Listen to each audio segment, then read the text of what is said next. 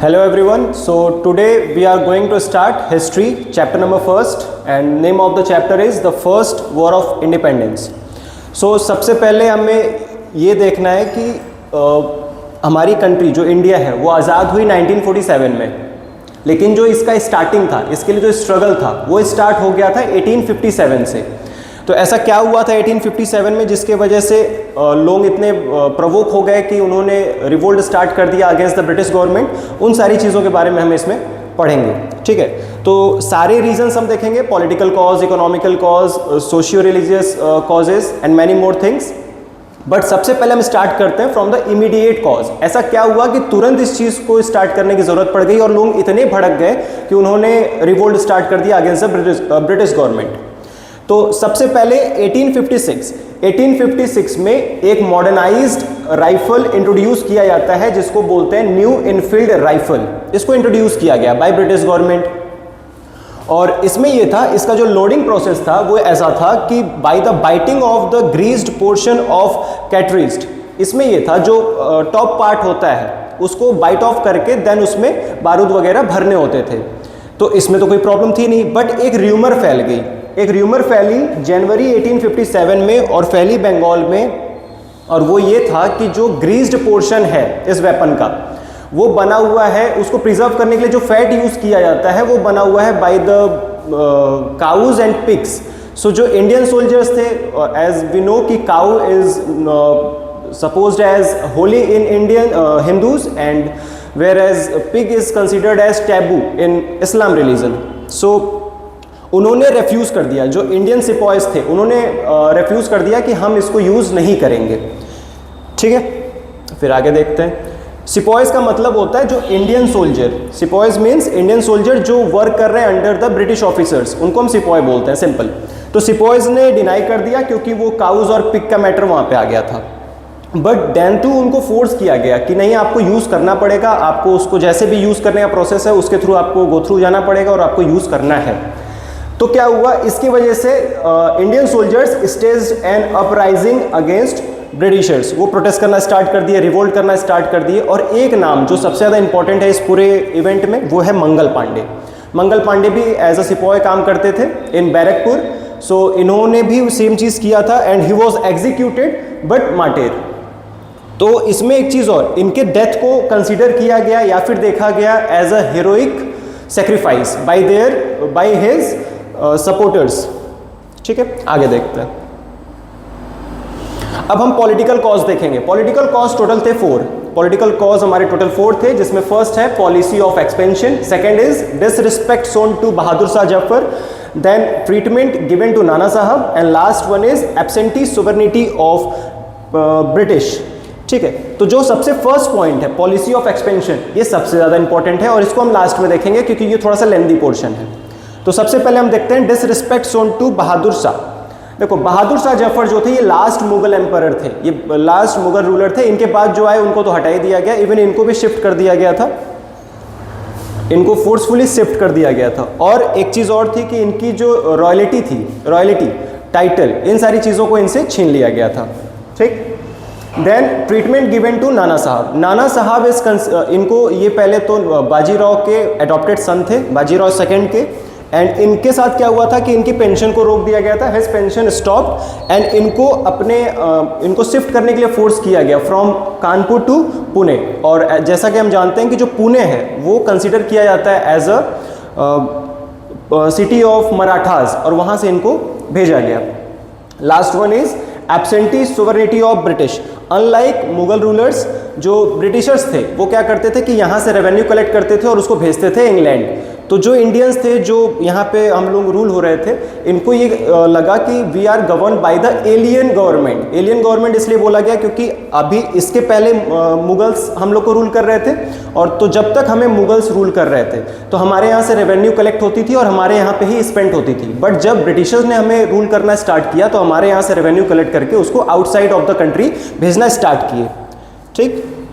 अब लास्ट है हमारा पॉलिसी ऑफ एक्सपेंशन, जिसको हमें थोड़ा सा डिटेल में देखना है।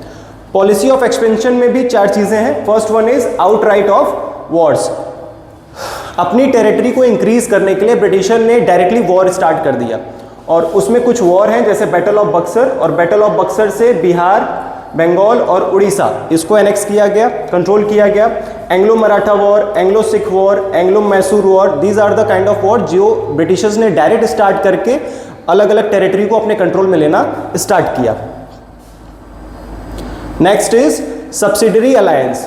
देखो अलग अलग पॉलिसी थी और अलग अलग लोगों ने उसको इंट्रोड्यूस किया था, और उसको भी याद करने के ट्रिक हैं। जैसे subsidiary alliance, this word is ends with Y, तो इसको जो इंट्रोड्यूस किए थे लॉर्ड वेलेस्ली, इनका भी जो नाम है वो वाई से खत्म होता है, ऐसे आप याद रख सकते हो इस चीज को। और इसमें था क्या कि we give you protection and we need area and place for resident and headquarter.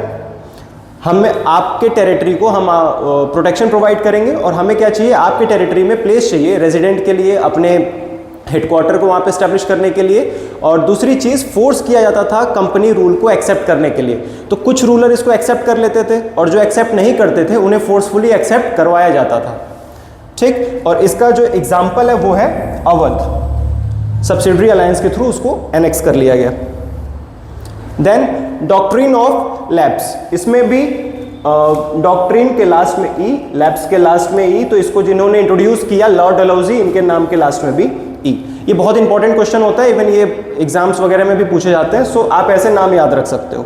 तो अकॉर्डिंग टू दिस कि अगर कोई इंडियन रूलर है और उसके कोई बायोलॉजिकल नेचुरल हेयर नहीं है आई मीन, सो उनकी जो भी प्रॉपर्टी है किंगडम है वो चली जाएगी डायरेक्टली टू द ब्रिटिशर्स।